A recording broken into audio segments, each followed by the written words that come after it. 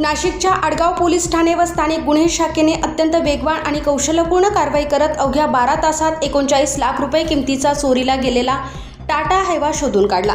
या प्रकरणी 2 आरोपींना अटक करण्यात आली असून त्यांच्याकडून चोरीचा हैवा आणि गुन्ह्यात वापरलेली कार जप्त करण्यात आली आहे। मिळालेल्या माहितीनुसार 16 ते 17 जुलैच्या मध्यरात्री मुंबई आग्रा राष्ट्रीय महामार्गावरील मार्ग पोलीस ठाण्याच्या हद्दीतील HP पेट्रोल पंपाजवळ टाटा कंपनीचा 10 चाकी हैवा क्रमांक MH15 HS 7651 उभा करण्यात आला होता। याच दरम्यान अज्ञात चोरट्यांनी संधी साधून सुमारे 39 लाख रुपये किमतीचा हैवा चोरी करून नेला। या घटनेप्रकरणी वाहन मालक रमेश बळवंत कहांडळ यांनी आडगाव पोलीस ठाण्यात तक्रार दाखल केली। गुन्हा दाखल होताच आडगाव पोलिसांनी आणि स्थानिक गुन्हे शाखेने तपासाची चक्रे वेगाने फिरवली।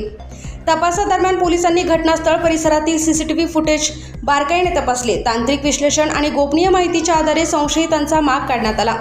तपासादरम्यान चोरीचा हैवा छत्रपती संभाजीनगर जिल्ह्यात असल्याची माहिती मिळताच स्थानिक गुन्हे शाखेचे पथक तातडीने रवाना झाले।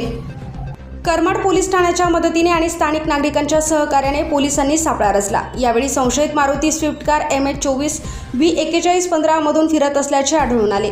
पोलिसांनी तात्काळ कारवाई करत दोघांनाही ताब्यात घेतले। चौकशी दरम्यान आरोपींनी लाखलगाव परिसरातून टाटा हैवा चोरी केल्याची कबुली दिली। अटक करण्यात आलेल्या विष्णू रामभाऊ आकात वय 29 वर्ष राहणार सातोबा तालुका परतूर जिल्हा जालना, दीपक राजाराम लांडगे वय 24 वर्ष राहणार पांगवा तालुका घनसांगवी जिल्हा जालना या आरोपींकडून सुमारे 39 लाख रुपये किमतीचा टाटा हैवा जप्त करण्यात आला असून पुढील तपास सुरू आहे। ही उल्लेखनीय कारवाई नाशिक शहर पोलीस आयुक्त संदीप कर्णिक, पोलीस उपायुक्त मोनिका राऊत, किरण कुमार चव्हाण, संदीप मेटके आणि शेखर देशमुख यांच्या मार्गदर्शनाखाली करण्यात आली।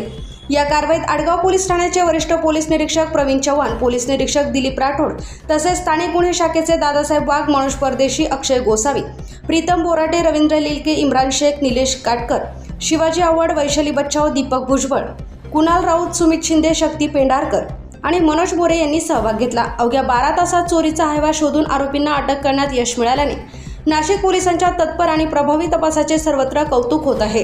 हायवा डंपर गाडी चोरी गेल्याबाबत गुन्हा दाखल झाला होता।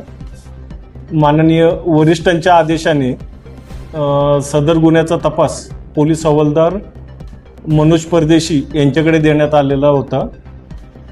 त्या दृष्टीने मनोज परदेशी, गोसावी, लिलके